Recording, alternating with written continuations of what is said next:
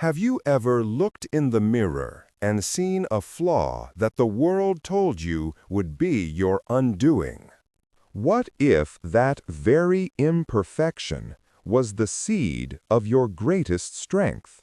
Today, we journey into the heart of a man whose life was a masterpiece sculpted from rejection. A man whose slurred words would one day echo as anthems of hope for millions. This is the story of Sylvester Stallone, but it is also a mirror reflecting your own fight, your own dream, and the unconquerable spirit that lies within you. This is a call to awaken the champion inside, the forging of a fighter. Our story begins on July 6, 1946, in New York City. But for Sylvester Stallone, the fight began before he even drew his first breath. A complication during birth forced doctors to intervene with forceps, a cold, metallic tool that, in its attempt to give life, inadvertently scarred it. The instrument severed a nerve, leaving the lower left side of his face permanently paralyzed. From his very first moment, he was marked.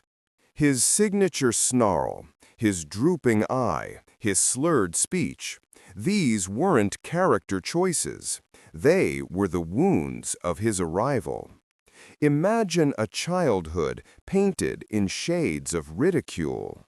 While other children's worlds were filled with laughter, his was filled with mockery. Classmates called him stupid. Teachers overlooked him. His own reflection was a constant reminder of his otherness. His home offered little sanctuary. The marriage of his parents, Frank and Jackie, was a battleground of anger and stress, culminating in a divorce when he was just 9. Young Sylvester became a nomad, shuttled between more than 10 different schools, a ghost in the hallways of his own youth, profoundly lonely and feeling utterly unwanted. Yet within this crucible of pain, a dream was forged. He sought refuge in the flickering light of movie theaters, especially in the raw drama of boxing films. He didn't just watch heroes, he studied them. In front of a mirror, this boy with the broken speech would act out scenes, his heart screaming the lines his mouth struggled to form. He discovered drama class, a place where, despite the laughter his voice provoked, he could pour his soul into performance. He learned to communicate not just with words, but with his eyes, his body, his entire being. He understood, even then, that his perceived weakness had to become his unconventional strength. After studying drama at the University of Miami, he chased his dream to New York City. The city, however, was a brutal and indifferent beast. Poverty became his shadow. He was a wanderer, sleeping in bus stations and public libraries, his stomach aching with a hunger that was more than just for food. It was a hunger for a chance. He attended hundreds of auditions, each one a new door to have slammed in his face. The feedback was a relentless chorus of cruelty. Your face is strange. Your voice is a joke. You can't act. He reached the abyss, a point of utter desolation. Penniless, he could no longer feed his only companion, his loyal dog, Butkus. In an act of ultimate desperation, he stood outside a liquor store, his heart shattering as he offered his best friend to strangers. A man gave him 40. As Stallone walked away, alone, with nothing but crumpled bills in his pocket, he had hit rock bottom. He had sold a piece of his soul just to survive. But even in that darkness, a single ember of his dream refused to be extinguished. One night, in that haze of despair, he watched a boxing match, Muhammad Ali versus Chuck Wepner. Wepner, the massive underdog, was being systematically destroyed. Yet, he refused to stay down.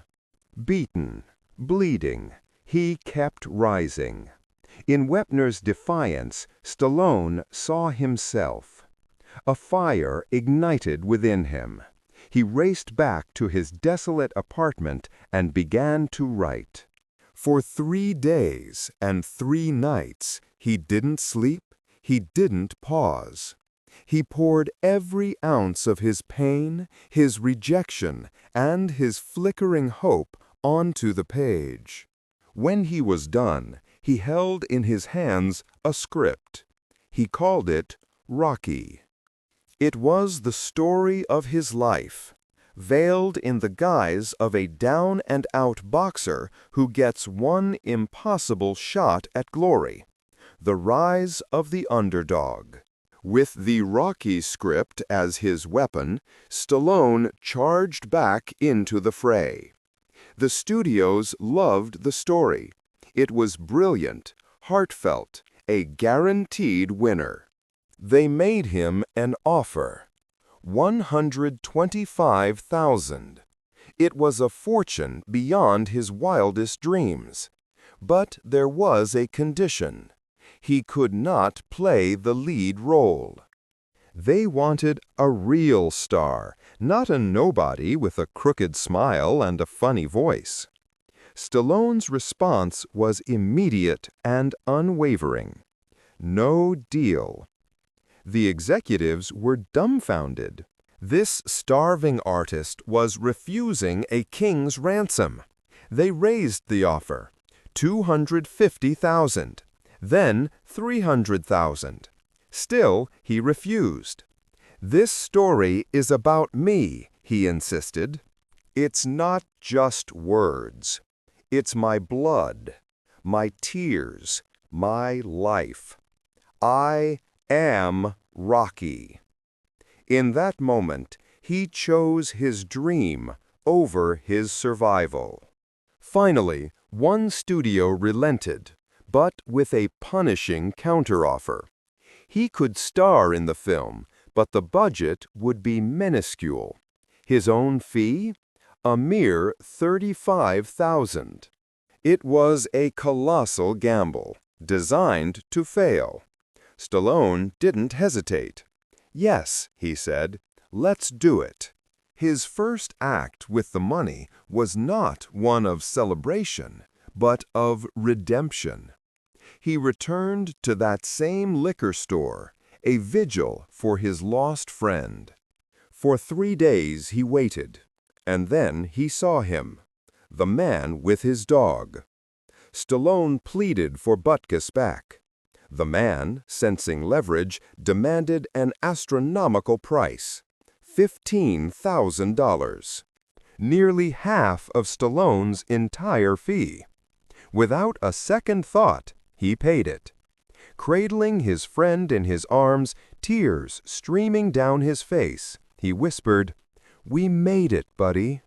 And in a beautiful tribute, the real Butkus would go on to star alongside him in the movie Rocky. The film's production was as gritty and real as its story.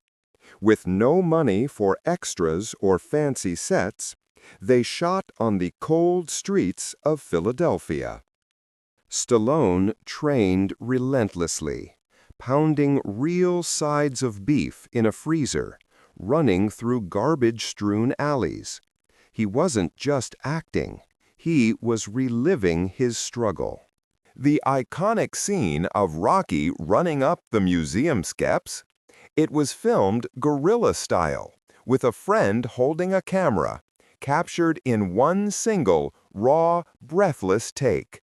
That wasn't filmmaking. It was lightning in a bottle. When Rocky was released in 1976, expectations were non-existent. But something miraculous occurred. Audiences didn't just watch the film. They felt it in their bones. People wept. They stood and cheered. It became a word-of-mouth phenomenon, an inferno of public adoration. From a budget of $1 million, it grossed over $225 million, earned 10 Oscar nominations, and won Best Picture.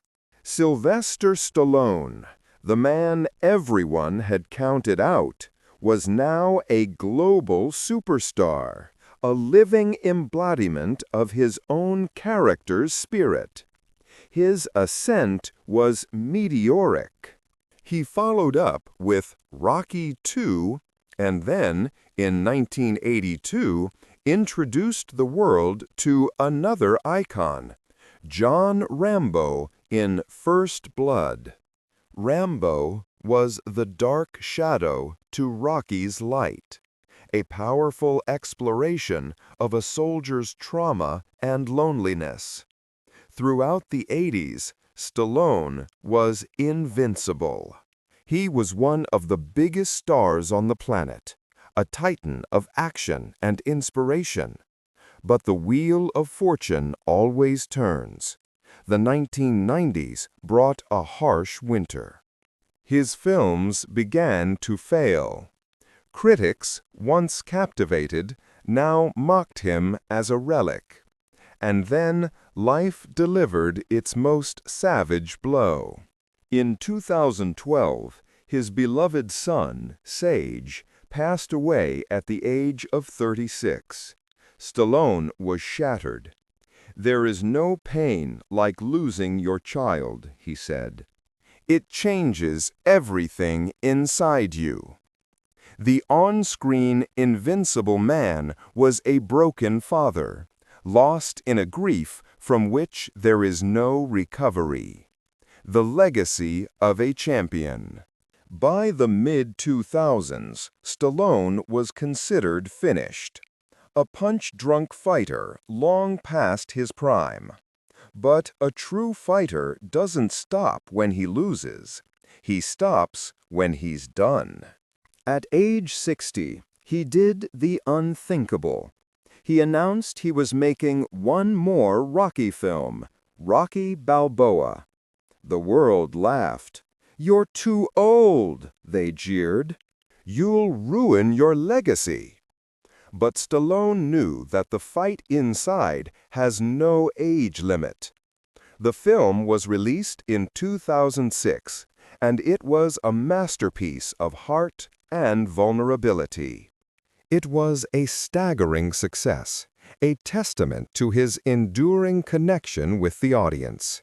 He wasn't done. He assembled a legion of aging action heroes for The Expendables, another smash hit. Then, in 2015, he returned to the role of Rocky, this time as a mentor in Creed. His performance, tender and powerful, earned him another Oscar nomination. He had fallen, he had broken, but he had gotten up. And in doing so, he reminded the world what a champion truly is. Today, Sylvester Stallone is more than an actor. He is a mentor, a painter whose works hang in galleries, a businessman, and most importantly, a father. He calls his 3 daughters his greatest treasures, the true heroes of his life.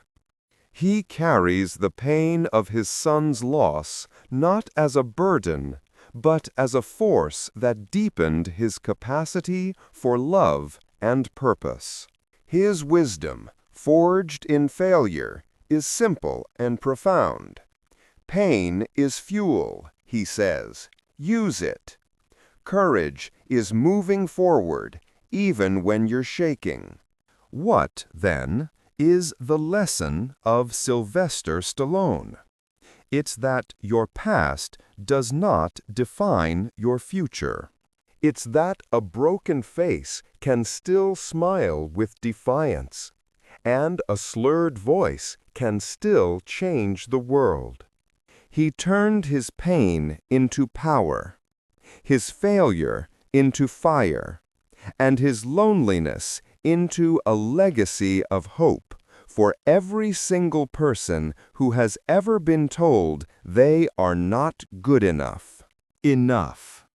So, if you are watching this and you feel tired, if life is hitting you hard, remember this story. Remember the man who was rejected 1,000 times but refused to listen. Remember the man who chose his soul over a fortune.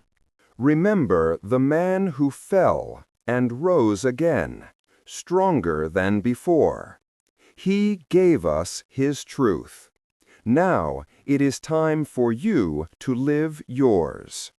Stallone's story is a testament that our deepest wounds can become our greatest weapons. If his journey has moved you, if it has spoken to the fighter within you, then please share this message. Like the video to help it reach others who need to hear it.